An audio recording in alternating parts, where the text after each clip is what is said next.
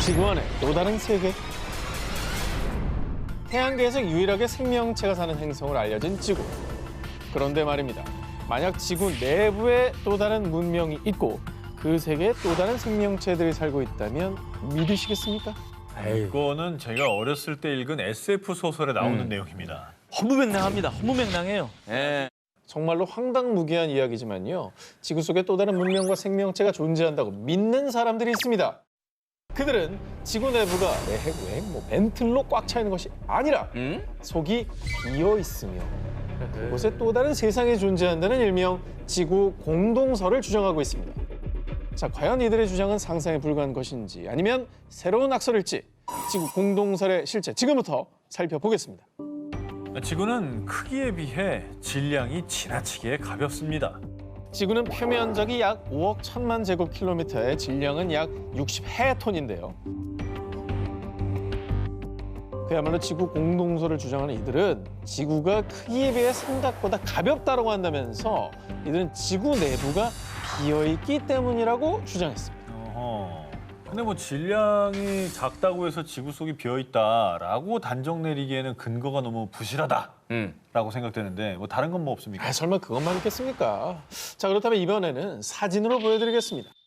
지금 보시는 이 사진은요. 1968년 11월 23일 기상위성 에사가 찍었다고 알려진 북극해의 사진인데요. 누가 저기다 구멍 뚫어놨네요? 자, 북극해에 존재하는 저 미스터리 존. 지구 공동설을 주장하는 이들은 저 구멍이 북극해 구멍난 부분이 지구 속과 밖을 통하게 하는 입구라고 주장을 했습니다. 이를 뒷받침하기라도 하듯이 1997년 1월 미국과 러시아가 40여 년 동안 군사 목적으로 수집한 북극해 비밀 정보를 공개. 자, 그렇게 그린란드와 노르웨이 북단 사이의 북극해에서 물이 빠지는 통로인 굴뚝의 존재가 밝혀진 바가 있습니다. 아 진짜? 뭐가 있나 그런 줄 아네? 정말 믿기 힘들지만요. 지구 내부에 다녀왔다는 사람이 있었습니다. 내가 배를 타고 가다가 우연히 그곳에 가게 됐는데 그곳에는 키가 3m 이상 되는 거인족들이 살고 있었어요. 노르웨이 출신 올랍 얀센이라는 남성은 북극해로 향하던 도중 우연히 지구 내부로 들어갔고 2년 반 동안 살다 나왔다면 생생한 경험담을 전했는데요. 그가 목격한 지구 내부의 세상의 모습은 아주 놀라웠습니다. 그곳에 사는 인간의 수명은 무제한, 그리고 나이도 본인 스스로 설정 가능. 뿐만 아니라 문화와 과학은 현재 지구에 살고 있는 곳보다 수천 년 앞서 나가 있고 공룡과 같은 멸종 동물이 그 세계에 아직 존재한다고 주장했는데요. 사실 지구 공동설에 대한 논란을 가장 확실히 불식시킬 수 있는 것은 지각을 뚫고 직접 지구 내부로 들어가는 것이지만요. 지각의 평균 두께는 35km입니다. 그런데 인간이 뚫은 지각의 한계는 12km에 불과해서요. 그래요? 지구 공동설을 직접 와서 눈으로 확인하는 건 현재로서는 불가능한 상황입니다.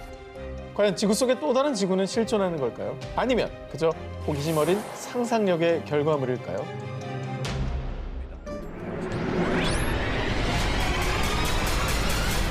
자 일단 이렇게 해서 북극, 남극 양쪽으로 한번 치고 갑니다. 남극입니까? 남극입니다. 아, 이게 헤드라인만 봐도 저랑 크게 다른 게 없는데요. 좀 나아요. 들어보시면 실망. 19에서 18위 정도 납니다. 현재 약 400만 년 전 아프리카에서 처음으로 출현한 것으로 알려진 인류. 그런데 말입니다. 일각에서는 최초의 인류와 문명이 등장한 곳이 이곳이라고 주장하는 사람들이 있습니다. 바로 내륙의 연평균 기온 영하 55도, 지구상에 남아있는 마지막 원시 대륙이라 불리는 남극입니다. 아니 사실 지금도 혹한의 환경으로 일부 연구원만 연구 목적으로 상주하고 있는데 저기서 사실 문명이 나올 수가 있나요? 저렇게 추운 곳에서. 2012년 9월 전 세계 언론에서 보도된 충격적인 내용. 남극에서 피라미드 발견. 그러니까. 지금까지 그 어떤 문명이 존재한 적이 없다고 알려진 남극에서 인공 구조물인 피라미드가 발견됐다? 이게 바로 사라진 초고대 문명과 우리가 모르는 인류가 남극에 존재했다는 증거 아니겠습니까? 그럼 좀 이상하긴 하다. 자, 일부 과학자들은 날씨 변화가 심한 남극에서 오랜 세월 침식되면서 이 피라미드 모양을 갖추게 됐다라고 주장했습니다. 그러나 일각에서는 대부분 산은 험준한 산맥에 위치하고 있는데 남극에서 발견된 피라미드는 평평한 지형에 있기 때문에 자연 형성된 산이 아니라고 반박에 나섰습니다. 그러면 또 얘기가 달라지네요. 그러니까. 그렇죠. 산맥 안에 있는 게 아니라는 거잖아요. 그렇죠. 주변이 다 평평합니다, 지금. 그러면 증거를 좀 더 주시면 제가 그래요? 믿어보겠습니다. 알겠습니다. 네. 제가 요 정도로 남극 대륙에 고대 문명이 있다. 이런 걸 주장하는 게 아닙니다. 2012년 8월 네이처에 따르면요. 남극의 암석을 조사해 봤더니 무려 1,500만 년 전 남극 대륙에 야자수습이 있었다고 추정되는 연구 결과가 나왔던 겁니다. 그러니까 과거 남극이 지금과 달리 인류가 생존할 수 있었던 아열대 기후였다는 거죠. 그럴 수도 있지. 그래서 당시 존재했던 초고대 문명의 인류가 이 피라미드를 만든 것이 아니냐라는 주장이 제기되기도 했습니다. 최초 인류가 아프리카에 등장했다라고 추정되는 게 한 400만 년 전이라고 보면 만약에 이제 1,500만 년 전에 남극 인류가 있었다면 인류의 기원의 역사가 바뀔 수가 있는 거예요. 달라지는 거죠. 네. 게다가 2018년에는 남극 대륙에 존재했던 고대 인류가 완전히 사라진 것이 아니라 어쩌면 남극 대륙 아래에 여전히 존재할 수 있다는 주장이 제기됐는데요. 바로 SNS에 게재된 한 영상 때문이었습니다. 한 남성이 남극 빙하에 90m에 달하는 구멍을 뚫은 뒤 얼음 조각을 던졌습니다. 이때 나는 소리를 들어보십시오. 약간 총소리? 이펙트? 이펙트 같은 소리가 났죠? 총소리? 마치 누군가가 위협을 느끼고 자신들만의 세계를 지키기 위해 총을 쏜 것이라는 주장이 제기되기도 했습니다. 과연 남극의 대륙 아래에는 어떤 비밀이 숨겨져 있는 걸까요? 어쩌면 우리가 찾은 문명의 역사는 알려진 것보다 훨씬 오래전에 시작된 것은 아닐까요?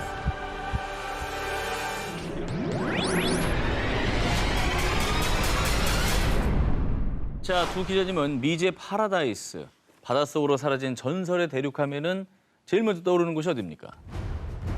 아틀란티스. 아틀란티스. 아틀란티스. 당연히. 그리스의 철학자 플라톤의 저서를 보겠습니다. 헤라클레스의 기둥 저편에 아주 큰 아틀란티스라는 섬이 있다.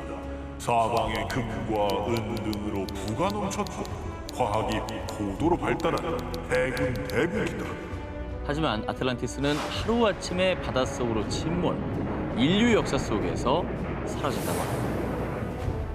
이게 이제 저서에도 나오니까 사실 뭐 구전으로만 내려오던 땅이 아니라 정말 분명히 기록된 게 있으니까 우리가 다 있었겠구나라고 생각은 많이 되는 건데 만약에 아틀란티스가 실존했다면 우리가 알고 있는 인류 최초의 4대 문명보다 훨씬 전에 그렇죠. 초고대 문명이 있었다는 겁니다. 그러니까 인류 역사가 바뀌는 거죠, 이렇게 되면.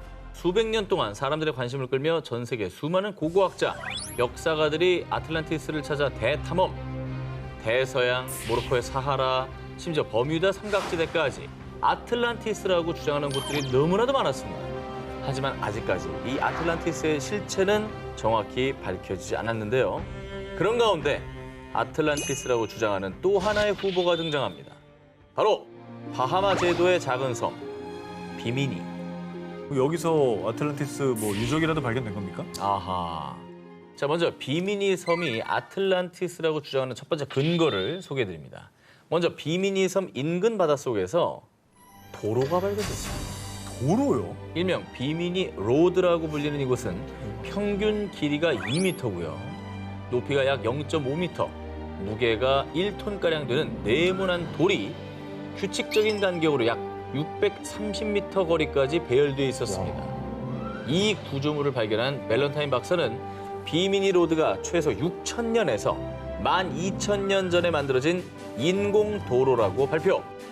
일각에서는 이 비미니 로드가 아틀란티스로 가는 통로라고 주장하고 있습니다. 저게 말이 됩니까? 저게 자연현상입니까? 저거는 진짜 자연현상이라고 보기에는 좀 그러네요. 전 말이 안 돼요. 너무 균질하긴 하네요. 그렇죠. 아니, 예. 바닷속에 그것도 한 10,000년 전에 인공 도로가 있다. 사람이 만든 도로가 있다. 그렇죠. 이거는 진짜 우리가 몰랐던 문명이 있었을 수도 있다는 얘기 같아요. 근데 어찌됐건 간에 뭔가 더 증거가 나와야지만 이게 좀 확정이 될 것 같아요. 결정적인 게 있습니까? 그래서 그들이 주장하는 또 다른 근거를 제시하겠습니다. 20세기 초 미국의 유명한 예언가인 에드가 케이시. 그는 1929년 주식시장 붕괴와 대공황, 제2차 세계대전과 소련의 몰락까지 정확히 예언했습니다. 그런 그의 또 다른 예언. 1968년 바하마 해역에서 아틀란티스 대륙이 바다 위로 솟아오를 것이요. 아니 뭐 아직까지도 솟아오르진 않았는데 이 예언이 왜 중요한 증거라는 거죠? 비미니 섬이 위치한 곳이 바로 바하마 해역이라고 아까 말씀드렸죠. 예. 결정적으로 비미니 로드가 처음 발견된 시기가 바로 1968년이었습니다. 아니, 그러니까 떠오른다는 게 이게 물리에 뜬다는 게 아니라 그렇죠. 사람한테 발견된다 이런 말이에요. 그렇게도 그렇죠. 해석할 수 있죠. 어허. 아니 근데 그거는 뭐 신기하긴 한데 이거는 약간 저 예언가의 영역이지 이게 뭐 과학이 과학적인 아니잖아. 근거는 아니잖아요. 뭔가 좀 더 필요한 것 같은데. 인정합니다. 그죠? 그래서 제가 또 하나의 가설을 준비했어요. 바로 아틀란티스가 현재 카리브해 쿠바 일대에 존재했다는 주장입니다. 쿠바. 쿠바 아틀란티스 설을 제기한 이는 영국의 유명 역사 작가인 앤드류 콜린스. 그는 전 세계 각지의 고대 문명 유적지, 신화와 플라톤의 기록을 연구해 추리했습니다. 쿠바가 아틀란티스였다는 첫 번째 근거. 아틀란티스는 리비아와 아시아를 합친 것보다 큰 거대한 대륙이다. 사람들은 플라톤의 대화편에 기록된 이 문장을 아틀란티스의 대륙 크기라고 생각했는데요. 하지만 콜린스는 그리스어의 보다 큰이라는 단어가 중간에라는 단어와 유사하다고 생각, 아틀란티스 대륙을 리비아와 아시아의 중간 위치인 카리브해 지역으로 추측했습니다. 참고로 이때는 아메리카 대륙을 발견하기 전이기 때문에 리비아와 아시아의 중간 위치를 카리브해로 추측한 것이죠. 근데 또 왜 하필 쿠바예요? 쿠바가 아틀란티스였다는 근거 두 번째입니다. 큰 산맥이 차가운 북풍으로부터 아틀란티스 대평원을 보호했다. 콜린스는 플라톤이 말한 산맥이 쿠바의 과니구아니코 산맥이라고 주장을 했는데요. 실제로 매년 겨울이면 북쪽 할렌 전선이 쿠바 대륙으로 불어닥치는데 과니구아니코 산맥이 북풍을 막아서 쿠바의 서쪽 평원 작물들을 보호한다고 합니다. 아니, 그렇게 치면 북풍 막는 산맥은 너무 많죠. 아니 산맥 중에 많다. 바람을 안 막는 산맥이 없죠. 없지, 산맥 그래요. 무조건 근거 좀 부족해야지. 근거가 부족하다. 예. 자, 이번엔 진짜 확실한 근거를 말씀드리겠습니다. 쿠바가 아틀란티스였다는 근거 세 번째. 콜린스가 주목한 멕시코 신화 뱀의 사람들. 뱀의 사람 동쪽의 아스틀란에서 건너 7개의 동굴에 우두방을 짓고 사. 콜린스는 신화에 언급된 아스틀란이 아틀란티스와 어원이 같으며 신화 속 동굴이 바로 쿠바 푼타델 에스테 1호 동굴이라고 주장했습니다. 이 동굴에 동심원이 연속적으로 고리를 이루며 그 옆으로 S자 모양의 꼬리가 나온 암각화가 있습니다. 네. 콜린스는 이것을 혜성으로 추측. 고대인들이 혜성을 하늘에서 내려오는 불의 뱀으로 여겼기 때문이죠. 그래서 멕시코 신화 속 뱀의 사람들의 고향인 아틀란티스를 쿠바로 해석을 했습니다. 각화가 근데 너무 생생하다. 누가 그려놓은 것처럼. 우리가 벽화 많이 봤는데 저렇게까지 선명한 벽화 잘 없잖아요. 하지만 아틀란티스가 쿠바였다는 콜린스의 주장에 대해 일각에서는 전설과 추론일 뿐이다 라며 반박을 했는데요. 도무지 찾을 수 없어 존재 자체에 대한 의문까지 제기된 사라진 전설의 대륙 아틀란티스. 그것은 플라톤의 상상이 만든 전설의 섬일까요? 그게 아니라면 과연 어디에 존재하고 있는 곳일까요? 신화 속 이것이 실제 있다? 영화 인디애나 존스 속 고대 유적지들에는 침입자들을 물리치기 위해 설치된 무시무시한 함정들이 가득합니다.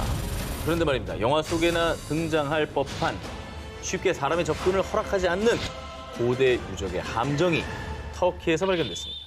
2013년 4월 이탈리아의 한 대학교 고고학과 프란체스코 단드리아 교수 연구팀은 터키 남서부 파무칼레 인근에 폐허가 된 한 사원의 유적을 탐사하던 중 섬뜩한 것을 발견했습니다. 어? 왜 새들이 여기에 다 죽어 있지? 그런데 이상한 것은요. 새들이 아무런 외상도 입지 않은 상태였다는 점입니다. 그 기이한 현상을 조사하던 연구팀은 이 동굴의 입구가 고대 그리스 로마 신화 속에 등장하는 지옥의 문일 것이다 라고 추측을 했습니다. 그 머리 새 달린 개 있는 지옥의 문이요? 케르베로스. 케르베로스. 연구팀이 그렇게 추측한 이유. 기원전에 활동했던 그리스 역사학자였던 스트라보는 그리스 로마 신화 속 지옥의 문에 대해 이렇게 묘사했습니다. 그곳은 안개와 진기로 가득 차 있어서 간신히 앞을 볼 수 있다. 또한 어떤 동물 죽음을 피해갈 수 없는데 잠수를 떨어뜨려 보니 곧장 죽는 것을 목격했다. 그 증기가 뭔가 독가스. 질식사죠. 그렇다고 한다면 입구에 있는 새도 이런 이제 독가스 때문에 죽은 거. 뭐 그렇게 추측을 해야 되나? 자, 그래서 2018년에 독일의 한 대학교 연구팀이 가스 분석기를 사용해 동굴을 탐색을 해봤습니다. 네. 그 결과 동굴의 가장 아래쪽은 무려 91%에 달하는 고농축 이산화탄소가 낮게 깔려 있다고 하고요. 오, 독가스 맞네. 그렇죠. 동굴 입구 근처에서도 최대 53% 정도의 이산화탄소 농도가 방출되는 것을 확인했습니다. 이야, 아니 53%면 질식사하죠. 높긴 높아요. 되게 높을 수 90 있죠. 몇 프로는 뭐. 고농축입니다. 연구팀은 사원터, 욕조, 계단 등도 발견했으며 이들 유적도 고대 신화의 묘사와 일치한다고 밝혔는데요. 심지어 이 동굴 근처에서 지하 세계를 다스리는 신 하데스와 그의 아내 코레를 상징하는 문양이 새겨진 해리석 기둥을 발견. 이 동굴을 조사하던 프란체스코 교수는 과거 성직자들이 이 동굴에서 동물들을 죽이고 신을 모시는 제사를 지냈을 것으로 추측. 이 동굴은 하데스, 명왕성의 이름을 따 플루토니온이라고 불리고 있습니다. 그리스 로마 신화 속 지옥에 과연 이 문을 지나면 어떤 세계가 기다리고 있을까요? 율도국은 실제 존재했다. 우리나라 최초의 한글 소설로 알려진 허균의 홍길동전, 다들 잘 아실 텐데요. 소설 속 홍길동은 이상향을 꿈꾸며 조선을 떠나 율도국을 세우죠. 그런데 홍길동이 세운 국가 율도국이 사실은 실존했다고 한다면 믿으시겠습니까? 아니 홍길동전은 원래 실존 인물이 아닌 거잖아요. 그래. 소설이잖아요. 아니 역사서에 언급은 돼요. 그 당시 의적이 있었고 홍길동이라고 부른다. 이런 얘기들이 전해지고 있다고요. 제가 여러분께 새로운 가설 하나를 소개해드리겠습니다. 어디까지나 하나의 가설이기 때문에 판단은 시청자 여러분께 맡기도록 하겠습니다. 네. 국내 한 역사 전문 작가에 따르면요, 이 율도국이 실존했으며 심지어 그 율도국의 위치가 지금의 대마도라는 겁니다. 아, 정말? 대마도가 율도국이라고요? 그렇죠. 저 얘기 처음 들어보는데요? 근거가 뭐 있습니까? 지금부터 율도국이 대마도라는 가설을 하나하나 짚어보도록 하겠습니다. 오케이. 자, 먼저 주목할 것은요, 여러분, 해류의 흐름입니다. 쿠로시오 해류의 한 줄기가 이 대마도를 거쳐서 한반도 동쪽을 따라 우리나라 북쪽으로 향하는 동안 난류를 형성하고요. 우리나라 북쪽에서 동해로 향하는 북한 한류와 교류. 자, 이런 해류와 계절풍의 흐름을 감안하면 우리나라 함경도에서 배를 띄우면 자연스럽게 대마도로 향하게 된다는 겁니다. 아, 해류 타고. 야, 진짜로? 그럼 이것만으로 대마도를 율도국이라고 부르기에는 좀 그렇지. 자, 율도국 대마도설의 또 다른 근거가 있습니다. 일본의 역사서 고사기에는 대마도를 항구섬 혹은 나루섬이라는 뜻을 가진 이 진도라고 표기하고 있는데요. 이 나루진 글자에서 삼수변을 일단 빼보자. 이 삼수변을 빼면 붓율자가 되죠. 붓율. 예. 그래서 추측하기를 홍길동이 대마도에서 왔을 때 항구에서 교역하러 온 일본인을 만나게 됐고 필담으로 섬 이름을 물었는데 일본인이 실수로 율도라고 알려줬을 수도 있다는 겁니다. 아하. 글자로만 생각하면 말이 되는데요? 그렇죠. 그리고 재미있는 사실이 또 있는데요. 현무사, 우리 친구야 친구 할 때 친구라는 단어. 뭔데? 자, 대마도에서는 일본 본토와는 달리 우리나라처럼 친구를 친구라는 발음으로 부릅니다. 도모다치가 아니고? 도모다치 안 써요. 어? 근데 대마도 사람들 지금 이 말을 대마도 사투리로 알고 있다고 합니다. 근데 이게 어쨌거나 사투리처럼 그 지역에서만 내려오는 말인 건데 그럼요. 사투리가 있다는 얘기는 사실 그 오래 전에 누군가가 이 말을 어딘가에서 배워왔다는 거잖아요. 그 역사적 배경이 있다는 겁니다. 그렇게 해석될 수 있겠네요. 과연 가상국가 율도국은 실존했을까요? 그리고 정말 대마도와는 어떤 관련이 있었던 걸까요? 잃어버린 대륙을 찾아서. 자, 잃어버린 대륙은 영화의 소재로 자주 등장할 정도로 사람들의 호기심을 자극하는 소재죠. 그런데 영화 속 이야기인 줄만 알았던 잃어버린 대륙의 흔적이 이 모리셔스에서 발견됐다고 합니다. 2013년 모리셔스 섬에서 학술 연구 중이던 노르웨이 오슬로대 연구진은요. 해안에서 채취한 현무암 모래에서 존재할 수 없는 역사의 흔적을 발견하며 들뜬 반응을 보였습니다. 이것은 과거 아프리카 마다가스카르와 인도 대륙의 다리 역할을 했던 잃어버린 대륙의 흔적입니다. 뭘 발견했길래 또 잃어버린 대륙의 흔적이라고까지 했지? 자, 연구진이 발견한 것은 바로 최대 19억 년 전에 형성된 광물 지르콘입니다. 아니 지르콘은 요새 네네. 히토류의 일종으로 사실 공업에 되게 중요한 재료로 쓰이거든요. 근데 저게 왜 잃어버린 대륙의 흔적이 되는 거죠? 자, 중요한 건요. 바로 연대입니다. 모리셔스 섬은 900만 년 전 용암 분출로 형성된 섬이라고 알려져 있죠. 그런데 900만 년 전에 형성된 모리셔스 섬에서 그보다 무려 18억 9,100만 년이나 앞선 광물, 지르콘이 발견됐다는 겁니다. 그건 이상하네. 그래서 당시 연구팀은 이 지르콘이 지금까지 드러나지 않았던 잃어버린 대륙의 파편이라고 추측을 한 겁니다. 잠시 학창 시절의 기억을 소환해 보시죠. 과거 2억 5천만 년 전 이 판게아라는 하나의 대륙에서 시간이 흐르면서 이게 분리되고 이동해 현재 7대륙이 되었다는 대륙 이동설과 판구조론을 배웠던 기억이 나시죠? 기억납니다. 자, 연구자들은 인도와 모리셔스가 분리될 때 기다랗게 늘어난 땅덩어리가 끊기면서 그 조각이 인도양 밑으로 가라앉았고 그 위에서 화산이 분출되며 형성된 섬이 모리셔스라고 주장. 들린. 그래서 모리셔스 아래에 묻혀있는 잃어버린 대륙을 모리티아라고 명명한 겁니다. 그러니까 뭐 이렇게 얘기하면 대륙 이동설이 어느 정도 좀 신빙성이 있는 거죠. 그렇습니다. 잃어버린 대륙의 실마리를 하나씩 찾다 보면 언젠가 우리 지구에 대한 비밀도 풀 수 있지 않을까요? 인디아나 존스 모모모 신의 도시. 고대 문명과 전설의 왕국을 찾아 전 세계로 모험을 떠났던 인디아나 존스.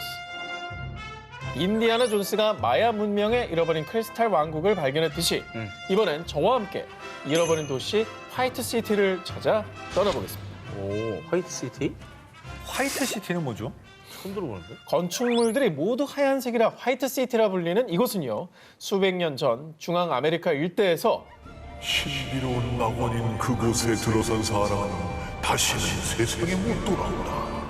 그리고 16세기 중남미 아스테카 문명을 정복한 탐험가 에르난 코르테스의 편지에서 그 존재를 처음으로 언급.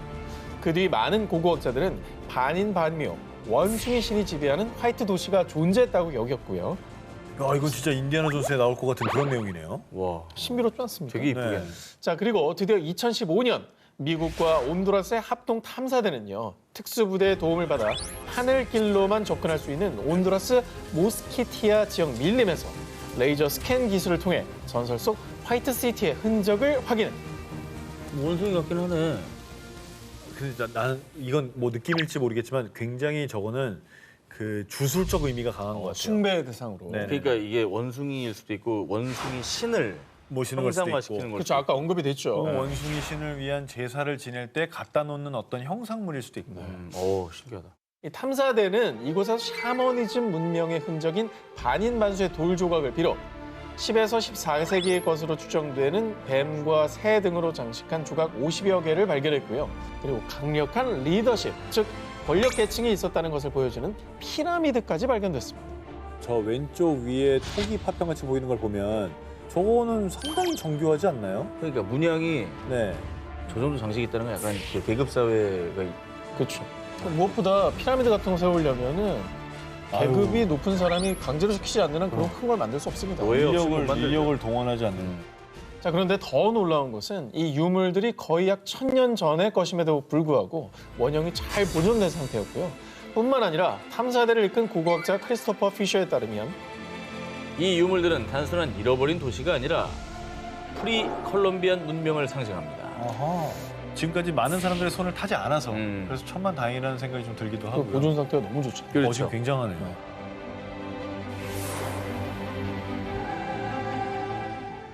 모래 속 잃어버린 도시 발견. 6세기경 페르시아에서 전해지는 이야기를 담은 설화 아라비안 나이트. 이번에 저와 함께 떠날 곳은요. 아라비안 나이트에서 풍요의 도시로 등장하는 오만의 전설 속 고대 도시, 바로 우바르입니다.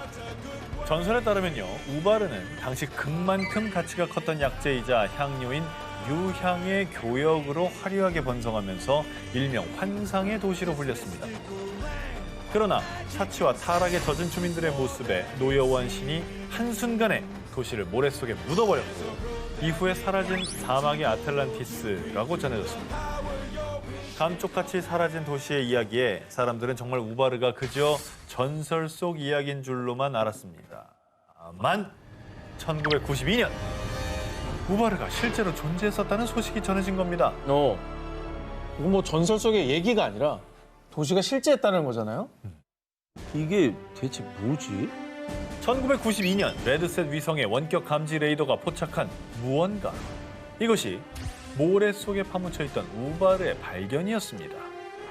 사막 한가운데 저게 나온 거네. 저 길이? 예. 그리고 해당 자료를 분석한 결과 오만 남부 살랄라 지역에서 북쪽으로 약 170km 떨어진 사막에서 우바르로 추정되는 유적이 발견됐는데요. 이후 계속된 조사 끝에 우바르와 예멘 동부를 잇는 일명 인센스 로드 유향길과요. 유향을 나르던 아랍 상인들이 이정표로 사용한 것으로 추정되는 30여 개의 석합이 발견됐다고 전했습니다. 뭐 실크로드 같이 뭐 그런 게 있었네. 향로드네, 향로드. 유향으로 번성했던 게 맞긴 한가 봐요. 예. 근데 이게 갑자기 하루아침 모래에 이렇게 파묻혔다는 게 가능한가요, 이게? 조사 결과 우바르가 들어섰던 곳의 지하에서 거대한 석회암 동굴이 발견됐고요.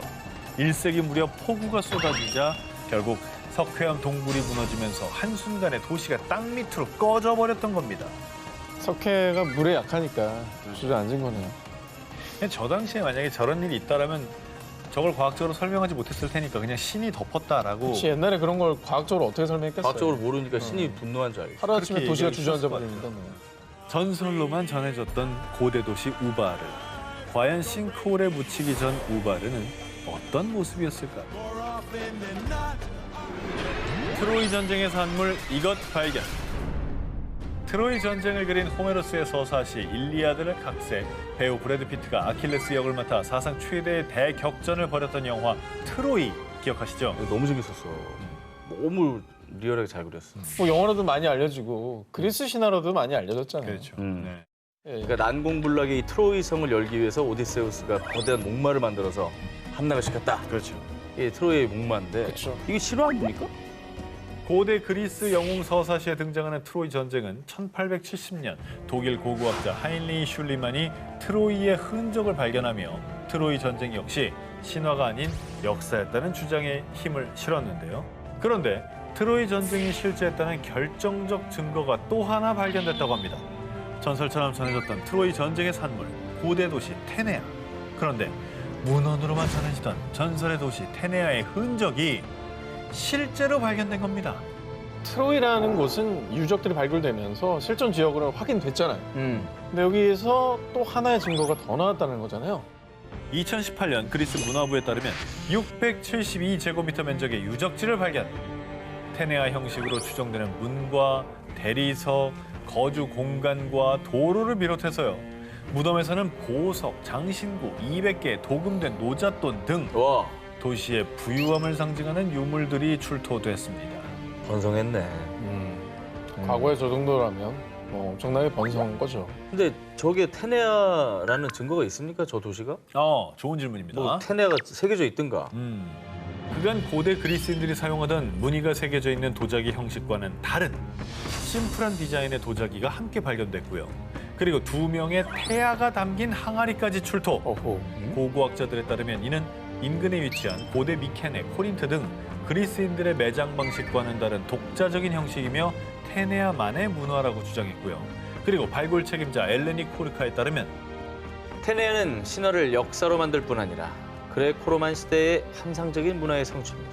라며 트로이 전쟁이 단순 신화가 아니라 실제 존재했음을 시사했습니다. 역사가 된 신화 속 트로이 전쟁. 어쩌면 많은 전설 속 이야기는 신화를 가장한 인류의 역사일지도 모릅니다.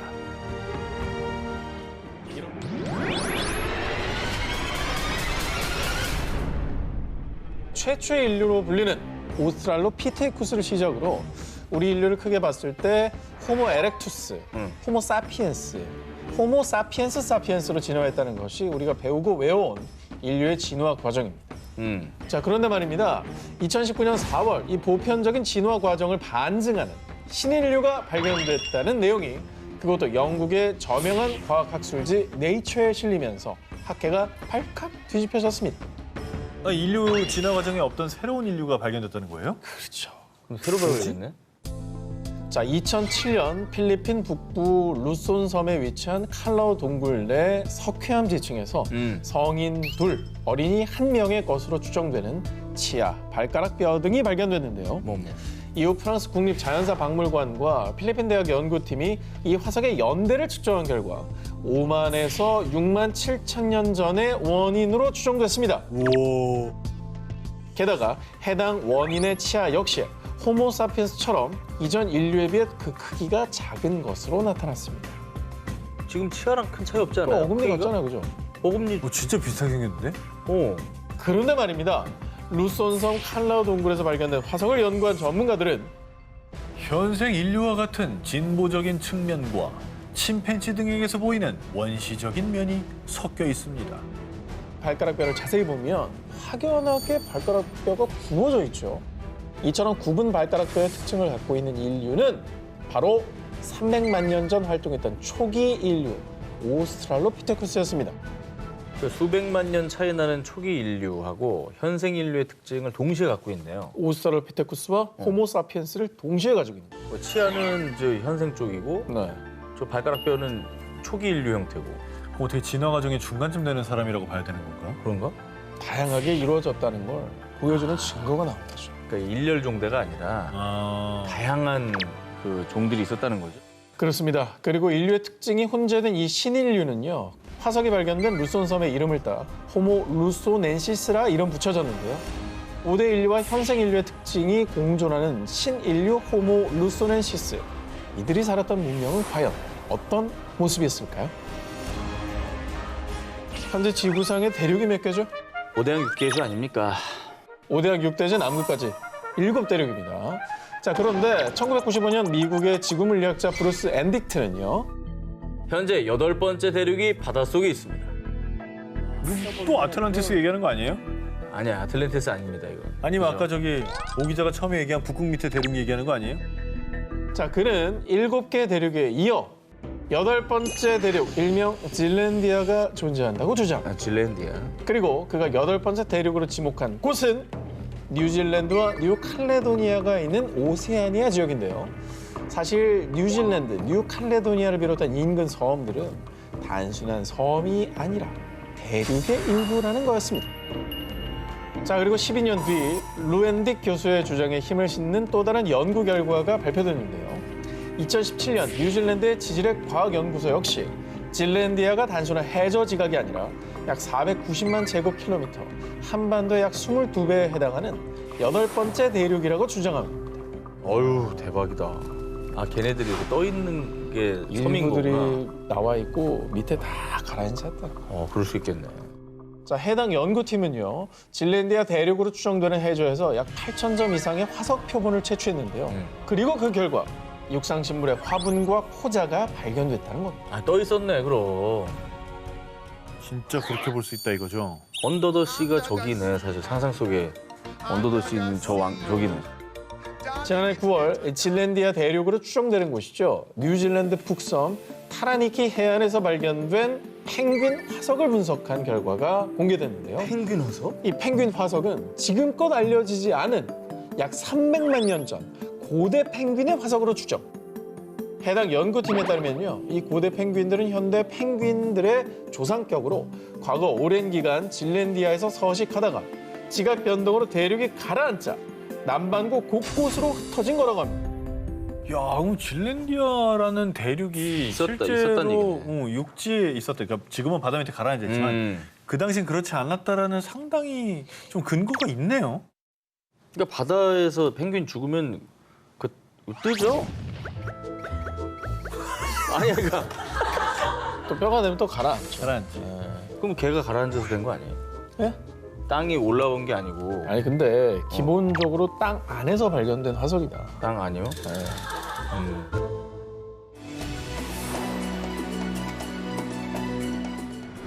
멕시코 수중 동굴에서 발견된 모모. 멕시코 수중 동굴에서 13,000년 전 유해 발견. 멕시코 유카탄 반도 수중 동굴 6월 9구 이상 발견.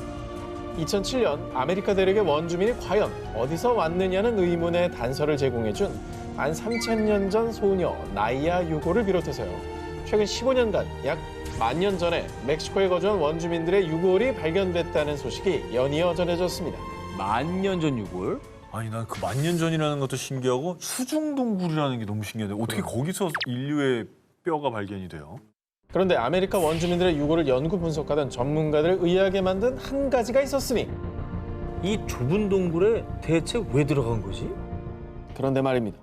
지난해 드디어 이 수수께끼를 풀어줄 단서가 발견됐다고 전해졌습니다. 오, 그럼 이제 그들이 사망한 원인도 나올 수 있겠고. 그렇죠. 그죠? 그들이 살아갔던 세상의 문명도 혹은 짐작해 볼 수 있는 거고. 그렇습니다.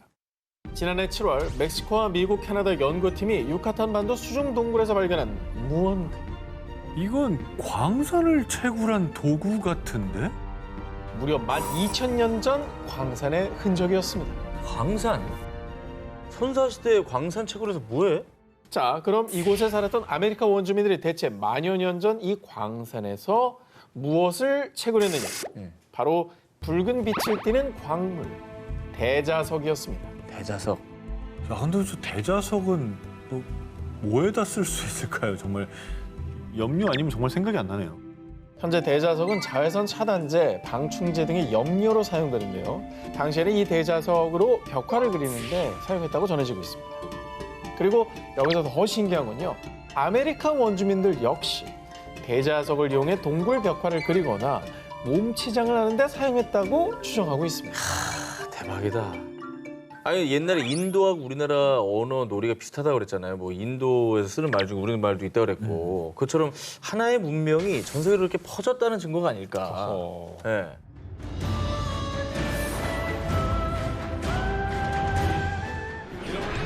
연못 아래 잠든 2000년의 비밀. 중국 저장성의 작은 마을 롱유.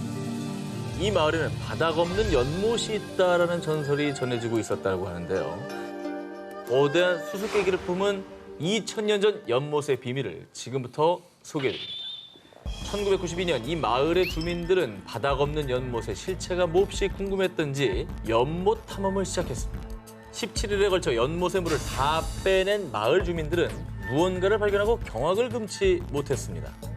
혹시 그 지하 세계로 내려가는 터널을 발견했나요? 오, 여기다 돌을 던져봤더니 총소리가 났나요? 아니면 거기서 3m짜리 아니 거인이 생명을 나왔나요? 찬 거인이 나온 거 아니에요? 연못 아래에서 발견된 것은 거대한 수중 동굴이었습니다. 진짜? 높이 20에서 40m, 1000에서 3000 제곱미터 규모로 총 24개가 발견이 되며 진짜 크다. 놀라움을 자아냈습니다. 자, 2000년 전 만들어진 것으로 추측이 됩니다. 그런데 더 놀라운 것은 이 동굴들은 자연적으로 형성된 동굴이 아닌 사람이 오로지 끈을 이용해서 만들어낸 인공 동굴이라는 점입니다. 이야. 그리고 이 룽유 동굴 안에는 정교한 조각뿐 아니라 교량과 계단, 기둥까지 발견됐지만 신기하게도 이 모든 작업에 불을 사용한 흔적이 전혀 없었습니다. 아니 근데 저 정도면 진짜 누가 만들어 놓고 그거를 일부러 물 안에다가 묻었다라고 말하는 게 더 믿길 정도예요. 아니, 그러기에는 부피가 너무 커요. 근데 규모가 너무 크잖아. 한 개도 거의 아니고 도시인데? 24개 동굴을 그냥 끌로 이렇게 이걸로 만들었다는 게. 아니, 요즘 기술로 저걸 저렇게 파내려가도 되게 어려운 일일 것 같은데요? 이곳을 조사한 고고학자들은 동굴에 햇빛이 드는 시간 동안에만 작업했을 거라고 추측. 하지만 왜 굳이 전기도 장비도 없던 당시의 기술력으로 힘들게 수중의 대규모의 동굴을 만든 것인지, 그리고 어떻게 이렇게 오랜 세월 잘 보존될 수 있었는지 무수한 의문만 생기게 됩니다. 롱유 동굴은 왕가의 무덤이었을 겁니다. 아닙니다. 채석장이나 저장고였을 겁니다. 자, 하지만 왕실의 무덤이라면 있을 법한 유물들이나 매장 흔적이 발견되지 않았으며 그리고 돌이나 얼음을 채석했다면 어떻게 수중까지 돌과 얼음을 운반할 수가 있었겠냐는 것이죠. 그 어떤 역사서에도 기록이 남아있지 않아서 미스터리로 남아있습니다. 아, 이거 정말 신기하다. 정말 저게 만약에 물속에 있고 저 안에서 저걸 조각해냈다면 거기서 나온 돌을 어떻게 가지고 올라오냐고. 아니 그리고 어떻게 저 물 안에서 저걸 그것도 너무 어려워. 잠수 뭐 스쿠버 장비가 있는 것도 아니고. 1분이나 잠수하면 다행인데. 만약에 안 됐고. 국가적인 어떤 권력이 주도해서 저걸 만들었다면 기록이 거의 있어요. 진시황릉 수준의 공사인데 그러면 기록이 기록이 있겠죠. 아하, 기회가 남아 있구나. 유네스코 세계문화유산이자 세계 7대 불가사의로 불리는 캄보디아 앙코르와트.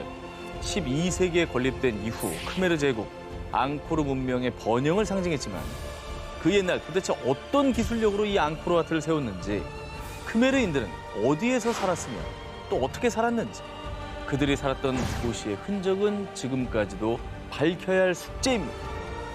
진짜 신비한 곳이야 저는. 그 규모와 수준 정말 대단하잖아요.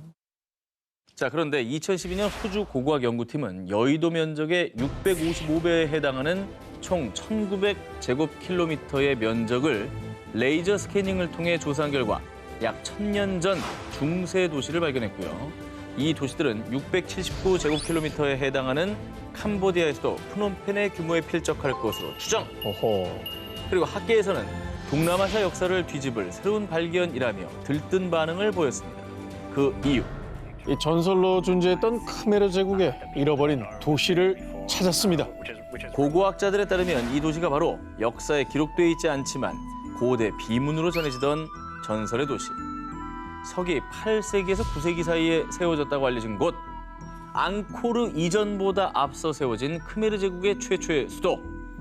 마헨드라 파르바타라는 것입니다. 그러니까 크메르 제국의 앙코르보다 앞선 대도시가 있었다는 거네요. 그렇죠. 이 연구팀은 이곳에서 왕궁과 피라미드 형태의 사원, 연못 등을 발견했는데요. 오. 뿐만 아니라 크메르 제국의 힘의 원천이자 상징인 물을 이용하는 수력 시스템이 대규모로 발견. 우와. 수로들이 앙코르와트로 연결돼 있다는 사실을 확인했습니다. 이를 두고 연구팀은 수로들이 비록 원활하게 작동되진 않았지만 앙코르 문명이 만든 인공 호수의 근간이 됐다고 주장했습니다. 뿐만 아니라 무려 1000년도 전에 세워진 도시지만 구조물들이 규칙적인 너비의 격자무늬 배열로 정교하게 세워진 도시임이 밝혀졌는데요. 즉 이는 과거 크메르인들이 계획적으로 세운 도시라는 증거인 셈이죠. 그리고 이 같은 발견은 미지의 문명이었던 크메르 제국이 그간 학자들의 예상보다 더 오래전부터 발달한 기술을 갖고 있었다는 점, 제국의 번영과 그 규모가 방대했다는 것을 뒷받침해주고 있는 것입니다. 세계 어디에서든 물을 다스리는 건 권력의 상징이라 크메르 제국이 그 정도의 권력을 유지하거나 네. 혹은 증명할 수 있는 정도의 힘이 있었다는 얘기네요. 그 여러 가지 것들이 인프라가 없었을 텐데 수로와 앙코르 같은 사원들을 다 만든 거죠. 대단하죠. 그 연구를 통해 조금 이런 의문들이 밝혀졌으면 좋겠네요.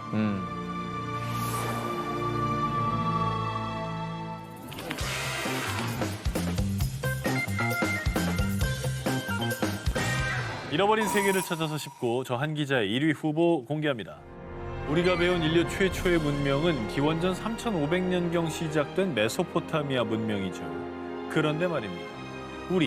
전 세계인이 다 알고 있는 역사를 바꿔 모든 걸 다 바꿔 이 형 좀 바꿔. 모두 뒤집어버리는 충격적인 주장이 제기됐습니다. 무려 기원전 7500년경에 탄생한 것으로 추측되는 신문명이 발견된 겁니다. 황하 외웠잖아요. 메소포타미아, 이집트, 그다음에 겐지스 뭐 이런 식으로 우리는 배웠는데 와 발견이 여태 왜 안 된 거지? 어디에 있었기? 어쩌면 인류 역사를 새로 쓸지도 모르는 신문명은 인도 구자라트주에 위치한 캔베이만의 해저에서 발견됐습니다. 인도구나, 인도. 바다 아래에 있었어? 2001년 인도 국립해양기술원이 해양 오염도 측정을 위해 음파 탐지기로 해저 촬영을 하던 중 바닷속에 뭔가 직사각형의 구조물이 보이는데요? 고대 도시의 터로 추정되는 다양한 크기의 직사각형 구조물 수십 개를 발견했는데요. 와 저거는 사람이 만든 거네. 당시 인도 해양 고고학의 최고 권위자인 라오 박사와 전문 다이버들이 투입돼 조사한 결과 댐으로 추정되는 건축물과 전쟁에 사용된 것으로 보이는 전망대, 곡물 창고, 공중 목욕탕이 있었고요. 심지어 주거지로 추정되는 곳에는 지금의 하수도 시설과 매우 흡사한 통로와 도로의 흔적도 발견됐습니다. 세계 곳곳의 바다에서 해저 도시가 발견이 됐습니다. 그죠? 그중에 이 인도의 해저 도시가 인류 최초의 문명이라는 증거 있습니까? 아니 억지를 부리지 말자고요 우리가 증거 앞에서. 이 당시 조사팀은 이 해저 도시에서 발견한 도자기, 조각상, 난로 재료 등 약 2,000점의 유물을 인양했습니다. 그런데 그중에 작은 나무 화석이 발견됐고요. 이 나무 화석에 대한 탄소 연대 측정을 한 결과 밝혀진 충격 사실. 이 나무 화석의 연대는 기원전 7,545년에서 7,490년 사이의 것으로 보입니다.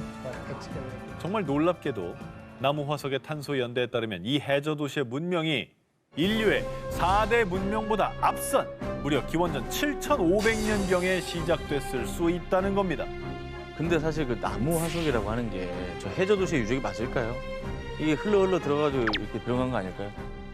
안타깝게도 이 나무 화석의 용도는 밝혀지지 않은 상태로요.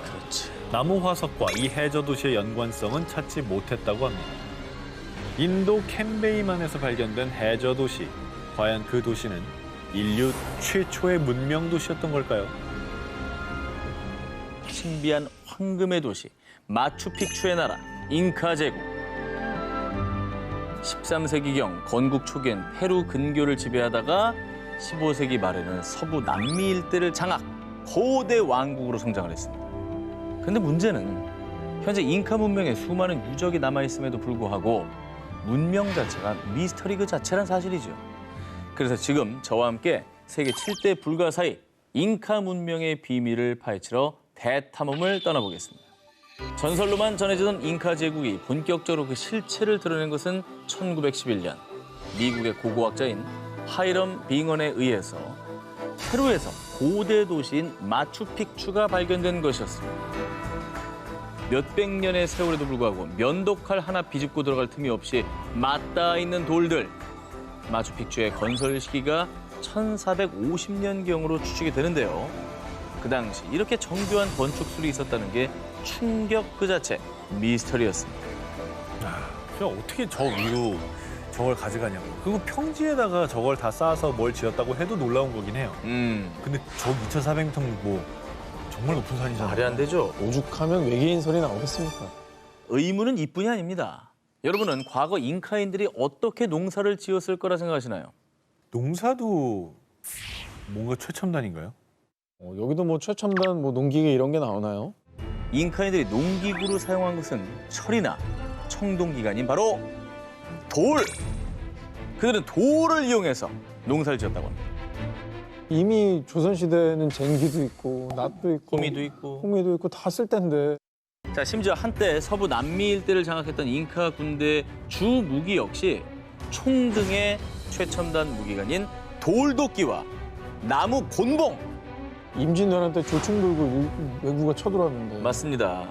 야, 정말 시대가 안 맞는 것 같은 생각이 들어요. 밸런스가 너무 깨지네.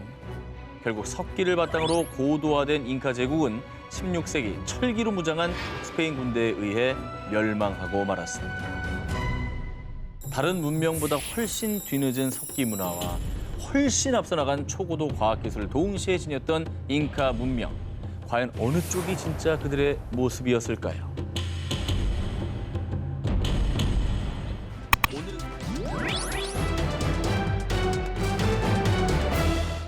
대한민국 최남단에 위치한 제주도.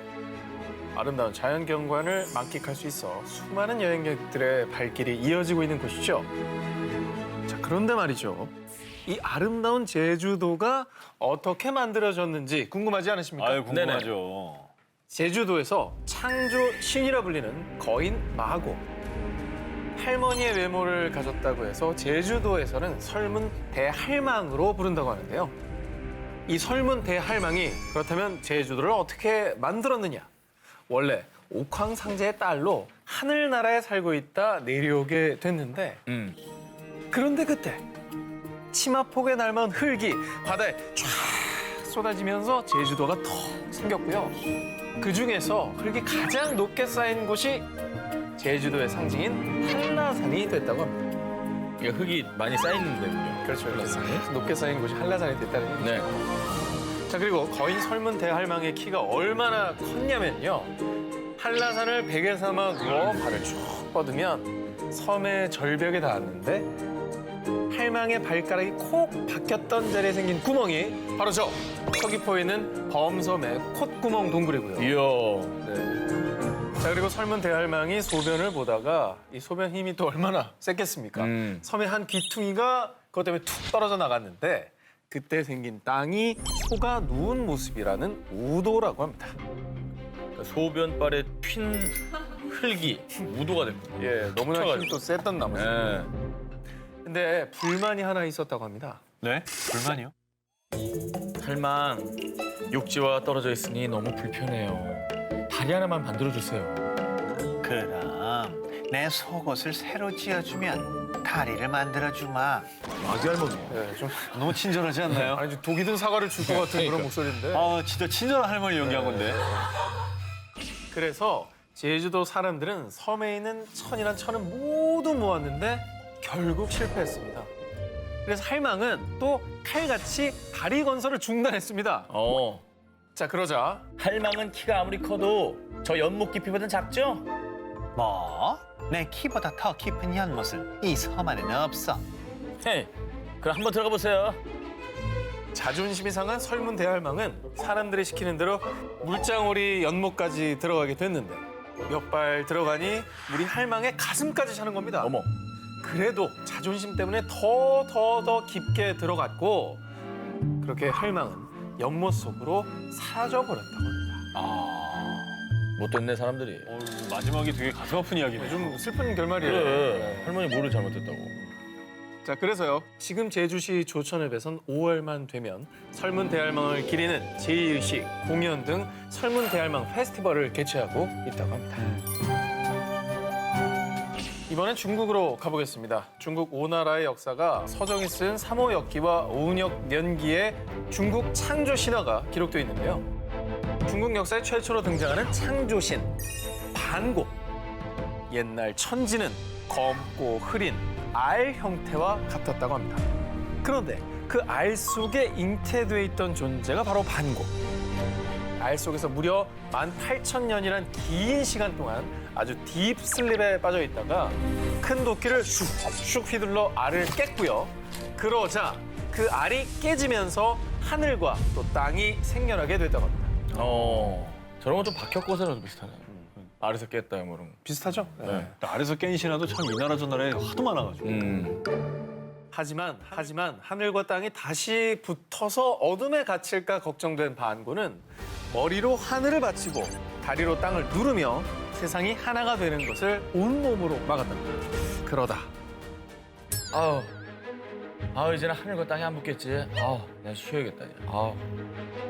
자, 하지만 안타깝게도 과로를 해도 너무한 반고. 저런 모습이랑 비슷하네요. 결국 운명을 달리하게 됐다. 전현무 씨랑 비슷하다.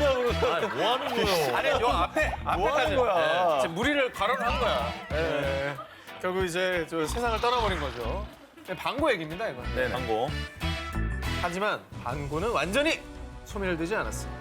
반고의 숨결은 바람과 구름이 되고 비와 털은 풀과 나무 그리고 양눈은 각각 태양과 달이 되었다고 합니다.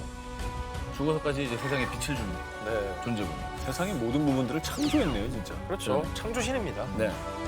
마구와 반고, 닮은 듯 다른 천지개벽 창조신이었습니다. 불효자가 만든 뉴질랜드 신화. 하늘의 신 랑기, 대지의 신 파파. 이 두 신은 뉴질랜드 원주민 마오리족 창조 신화의 주인공들입니다. 이 랑기와 파파는 당신은 나의 데스티니, 우린 운명이에요. My darling, 당신과 1분 1초도 떨어지기 싫어. 아주 금슬 좋은 부부였습니다. 껌딱지 부부. 그래서 늘 서로가 꼭 껴안고 있었는데요. 그런데 이 부부의 철철 흘러넘치는 LOVE, 사랑을 극도로 싫어하는 존재들이 있었으니 바로 이 부부의 자녀들이었습니다. 아니 왜 자녀들이? 엄마 아빠 사이좋게 지내면 좋은 거 아니야? 그렇죠. 랑기와 파파 부부에게는 여러 자녀들이 있었는데요. 왜 엄마 아빠를 싫어했느냐? 엄마 아빠가 계속 붙어 있으니까 깜깜해서 도저히 살 수가 없잖아요.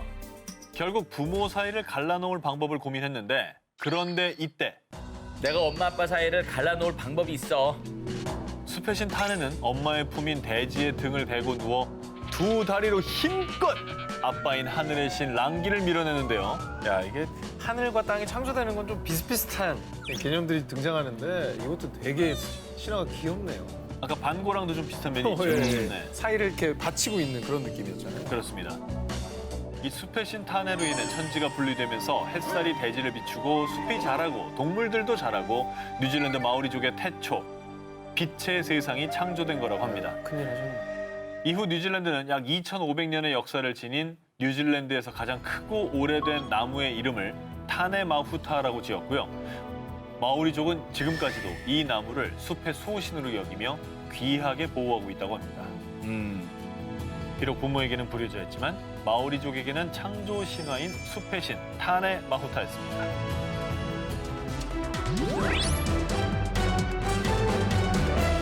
달에 토끼가 산다는 이야기 많이 뭐 들어보셨죠? 아니 그럼요. 진짜 살아요. 우리. 아 그래요? 엄청 큰 애 하나 살고 있어요. 절구 찍고 있고. 자, 그런데 말이죠. 달토끼 전설은 우리나라뿐만 아니라 중국, 일본, 인도에도 존재하고 있습니다. 인도? 석가가 부처가 되기 이전의 이야기를 담은 설화집 본생경에 따르면요. 어느 날 산속에 쓰러진 노인을 발견한 원숭이 여우 토끼. 이 노인을 살리기 위해서 먼저 원숭이는 나무 열매를 모으기 시작했고요. 여우는 강에서 물고기를 잡아 노인에게 공양했다고 합니다. 그런데 노인을 위해 아무것도 할 수 없었던 토끼. 결국 저는 해드릴 수 있는 게 아무것도 없는 존재니 구워진 저를 먹고 기운을 차리세요. 바로 그때 쓰러져 있던 노인이 벌떡 일어나더니 휘릭 자신의 진짜 정체를 드러내는데요. 사실 그는 불교의 수호신이자 하늘의 왕 제석천이었던 거죠. 제석천은 토끼의 희생을 후세까지 널리 전하기 위해 토끼를 달로 올려보냈다고 전해지는데요. 굉장히 좀 재밌는 상상력 아닙니까? 그렇죠. 자, 그리고 중국의 달 토끼는 도교의 영향을 받았다고 하는데요. 저 토끼가 찍고 있다는 저 절구. 절구. 자, 절구 저거 무슨 용도로 알고 계시죠? 떡 아니야 떡? 떡. 떡 맺히는 거. 그럼. 근데 여기 아주 놀라운 반전이 있습니다. 절구예요. 불사의 약에 인간들이 손대면 안 되지. 자, 신선이 털빛이 새하얀 옥토끼 한 쌍을 달로 보내 신선들의 불사 약인 선단을 만들게 했다고 합니다. 그러니까 저 절구는 약을 빻는 절구인 셈입니다. 약절구. 그렇죠. 달 관련된 전설도 참 많은 것 같아요. 이제 눈에 띄니까.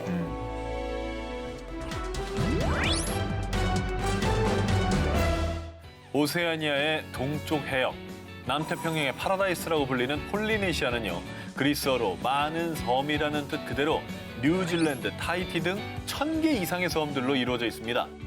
그런데 이곳이 특히 바다 낚시의 성지이자 낚시꾼들의 파라다이스로도 유명한데요.